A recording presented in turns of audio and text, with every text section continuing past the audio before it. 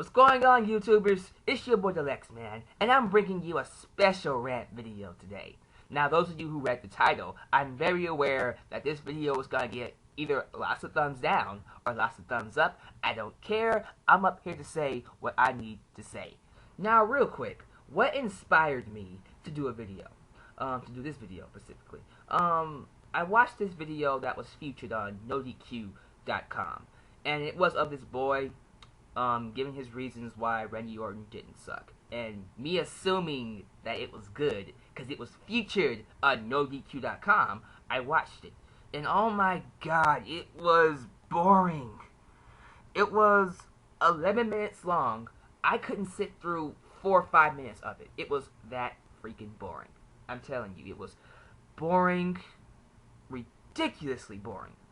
You know, and it's like, how the hell did you get featured on NoDQ.com? But anyways, he did a video response to this other man who did 15 reasons on why Randy Orton sucked. I watched his video, and he inspired me to do this video. So pretty much, I'm going to take some of his reasons, tweak them up a little bit to fit how I feel about Randy Orton, and then present you guys with some other reasons that he didn't say in this video as well. So, for the record, this list does not contain him taking the championship away from Christian, and him using the RKO as a ripoff of Johnny Ace's cutter. Those are not really good reasons in my opinion. So, without further ado, this is my 7 reasons on why Randy Orton sucks. And I'm very aware that a lot of people are not going to like this. Hell, if you don't like it, make a video response to it. I am begging you. I am actually encouraging you to make a video response to what I say in this video, if you don't like it.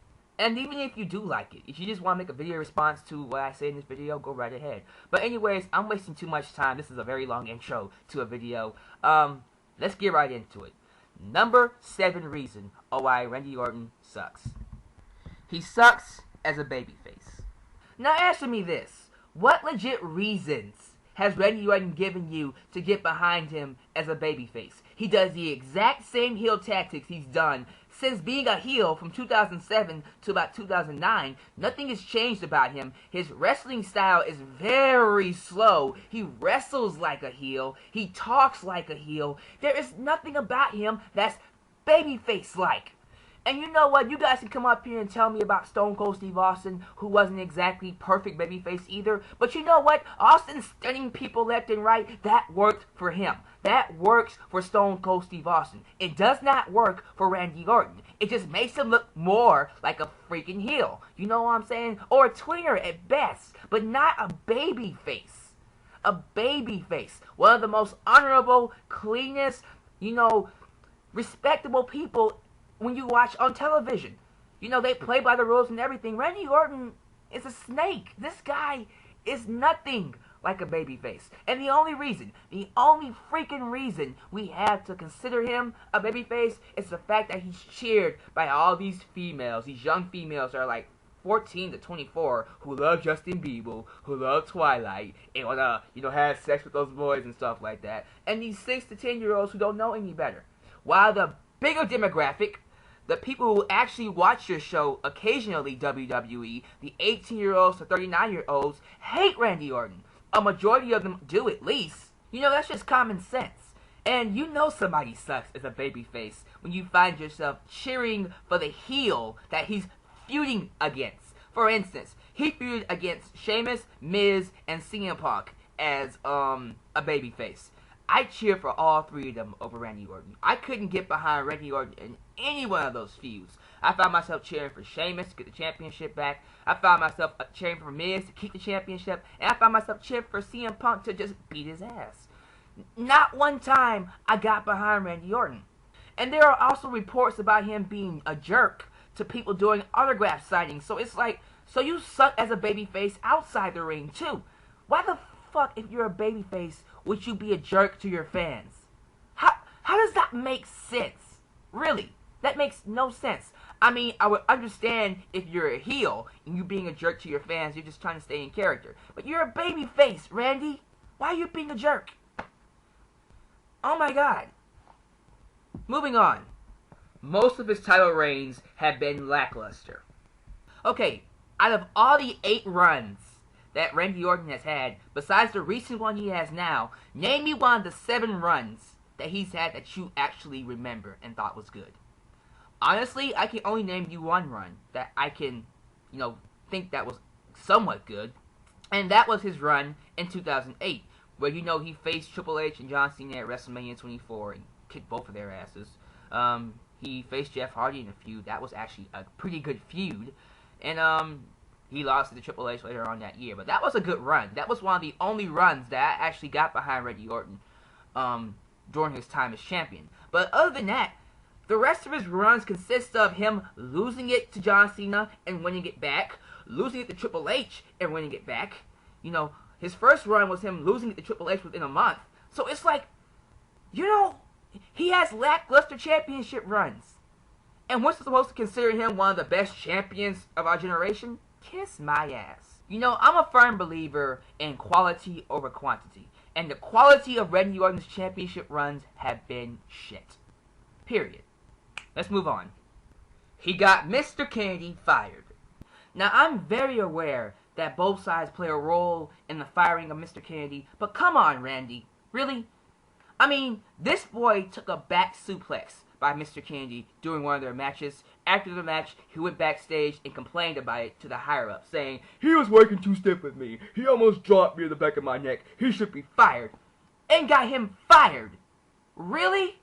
And this was supposedly your best friend, somebody you was talking to on occasion? You got him fired because he was working too stiff with you? I don't seem to remember you complaining about Triple H or Taker working stiff with you, and I'm pretty sure they have. Okay, those two want to make it as convincing as possible. But since it's Mr. Kennedy, who's not well liked in WWE anyways, you went backstage and complained about him and got this poor man, who was a rising star in WWE, fired. Now, that was a bitch move. Because if it was Triple H or Taker that did that suplex to him, he wouldn't have said shit. But because it was Mr. Kennedy, he decided to be a crybaby and complain about it to the higher-ups and got the poor man fired. Screw you, Randy Orton. Seriously. Next. He cuts boring promos. Now, whoever was the idiot that told Randy Orton to cut promos with a mellow tone, no personality, or no intensity should be fired. Okay? This boy is not Jake the Snake Roberts, and he couldn't pull him off if his life depended on it. Okay? Since he's been a babyface, Randy Orton's promos, most of them, if not all of them, have been lifeless, have served no purpose. It has not built up to any one of his matches, and has done nothing for his opponents, and they've been a complete waste of time. A complete waste of time. Just a waste of space. If Randy Orton does not get back his personality he had back in 2004, don't ever give him the microphone again. Okay? Because they're not doing anything but wasting our time. Next. He's boring in the ring. Now, not counting the previous matches he's had with CM Punk and Christian that were actually good, most of Randy Orton's matches as a babyface have been the exact same boring match over and over and over again. In all his matches, he's done the exact same 4 moves in whatever particular order he wants to do them in. The clotheslines, followed up by the power slam, followed up by the rope hung DDT, which he'll afterwards probably get beat up, or he'll go straight into the backbreaker, and then he'll follow that up with the RKO. That's the end of the match. That's the exact same match he's had for the last year or so since he turned babyface. I can't tell one match from the other. It's the exact same thing, just with different people. I mean, do me a favor.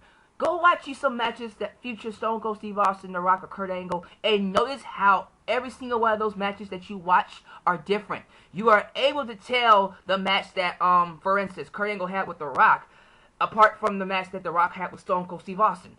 It's not the exact same thing. They use the exact same moves in both matches, but they do it in a different fashion each time to help differentiate that match from the previous match. With Randy Orton, each match is the exact same thing. The same boring, repetitive style over and over and over and over again, where he just comes out with the victory. Sometimes he'll lose, but it's boring. Next. He fails to put people over. Now, this is one of the main gripes I've had with Randy Orton. Name me somebody that he's put over. Go ahead, I'll wait.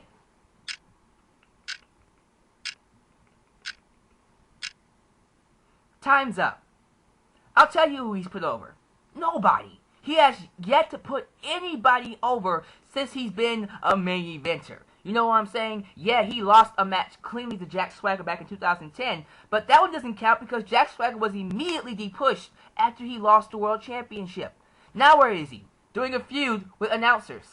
I mean, anytime Randy Orton has had a match with a young starlet like Kofi Kingston or Ted DiBiase or Cody Rhodes or CM Punk, he has done nothing to help improve their careers. In fact, he's buried them. Okay, let's take a look at Ted DiBiase. In my opinion, this boy should have gone over at WrestleMania 26. He was groomed and ready to be a good babyface in the company, but he lost to Randy Orton. And instead, WWE decided to make Randy Orton the babyface, which made no sense. That's fine. Let's go back before then and look at Kofi Kingston, 2009. Okay, Kofi Kingston was getting over big time with the audience. He had a great feud with Randy Orton. He made one mistake, one simple mistake during their match. He got out of position for the punt. Randy Orton got pissed, RKO'd him really stiffly. And you know, it was all like, stupid, stupid, stupid, stupid, stupid. Embarrassed the poor boy on national television and got him depushed. And since then, Kofi Kingston and Ted DiBiase Jr. have not been the same. Ted DiBiase is a jobber, and Kofi Kingston is stuck in mid-card hell. And recently, he had a feud with CM Punk that should have elevated him up to main event status, but it just made him look even weaker. 0-3. Punk got nothing over Orton, and Orton didn't do anything to help CM Punk look strong whatsoever. You know, this guy's supposed to be one of the leading superstars of this generation, but he can't put people over. What's that telling you, WWE? Next. Alright, this is the #1 reason why I do not like Randy Orton. You guys ready for this? You better be. He's over fucking booked. Oh my god. What is WWE thinking? Booking this guy like he's some kind of an unstoppable force. Okay, for one thing, he doesn't have the look for somebody that can, you know, scare people. This is the same guy that sent Shawn Michaels, you know, cowering away in one of their matches last year in 2009 when he was a heel. But even then, it was done ridiculously. Randy Orton is booked as this, like, most dangerous being in WWE. He doesn't have the look. There's nothing about him that looks dangerous. And when you have people like Shawn Michaels, MVP, all these other superstars running away from him, like he's dangerous, like he's some kind of a monster heel or this, you know, unstoppable force of a babyface, it makes no sense. The fact that his punt is treated as a career-ending move is stupid. It's ridiculous. It makes no sense. It's unbelievable. I can't believe that kicking somebody in the head when they deal with all the rest of the stuff in the ring can end your freaking career. Are you kidding me, WWE? I mean, I'll be honest with you. I used to be a huge Randy Orton fan back in the day. Hell, I made a tribute video for him, for Christ's sake. You know, but I was a fan of him when he was the Legend Killer, the cocky, self-centered, believable wrestler that he was back in the day. Not this unrealistic, unstoppable force that kills people's careers by kicking them in the head. I can't get into that. That's unrealistic, and I can't get behind somebody like that, especially if he's a babyface. So yeah, guys, if any other reason explains why I don't like Randy Orton, it's this reason right here. Period. And yeah, guys, that is pretty much my video. I hope you stuck through it. I enjoyed making it and stuff like that. But yes, leave me your comments down below. Thumb it up, thumb it down. Make a video response, do what you do. I want to hear your opinions on this. You know, I encourage it, and I look forward to see what you guys have to say about my reasons for why Randy Orton sucks. Follow me on Twitter. It's down in the description box below, and I'll catch you at my next video. This is your boy, the Lex Man, signing off.